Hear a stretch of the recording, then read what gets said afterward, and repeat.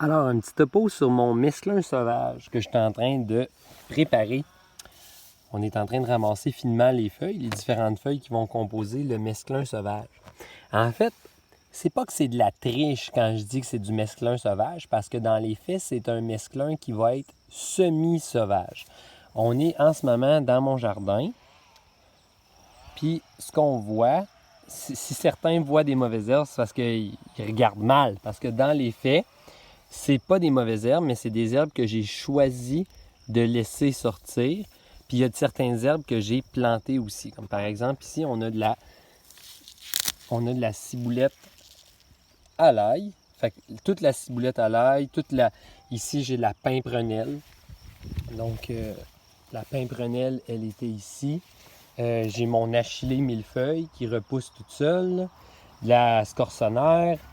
Ici, j'ai du chervie, donc qui est une autre plante vivace. Ici, par exemple, c'est un plant de marguerite sauvage, mais qui a été aménagé. Fait que dans mon jardin, à certaines places, quand je sais que la plante est comestible, qu'elle a bon goût aussi, pas juste qu'incomestible, bien, je vais la laisser monter tranquillement, puis ensuite, je vais aller la ramasser. Donc, c'est très sec cette année. Ici, on voit un plant de concombre, puis autour, j'ai planté du trèfle.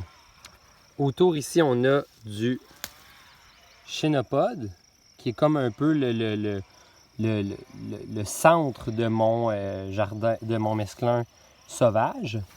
Ici, juste à côté, on a de la barbarie vulgaire, donc qui va être comme des espèces de petits rapinis dans mon mesclun sauvage. Fait qu'on a plein de choses comme ça. Puis, à travers les choses, on a des choses qui repoussent parce qu'ils se ressèment aussi que j'ai planté. Donc, ici, par exemple, on a de l'amarante rouge qui repousse, qui commence à repousser. On a d'autres ciboulettes, on a de l'oseille. On a ici, et là, je dis que c'est sauvage, hein? Je mets ça en grosses guillemets. Mais regardez ici, on a une laitue feuille de chêne qui s'est replantée de l'année passée. Fait que tout ce que je fais, c'est y donner un petit peu d'espace pour qu'elle pousse à travers les tomates. Puis ici, on a de la coriandre. Donc, cette coriandre-là, si je l'appelle la coriandre sauvage, en fait, c'est de la coriandre qui n'est pas sauvage. C'est de la coriandre qu'on a achetée, qu'on a semée, mais qui se ressème par elle-même dans le jardin. Donc, avec les techniques de jardinage que j'utilise, ben, je décide de la laisser spontanément sortir. Elle va faire ses graines. Puis, quand elle va avoir fini de faire ses graines, bien, d'année après année, ça fait comme une espèce de sélection génétique des plus résistantes qui vont rester et ça se repousse entièrement.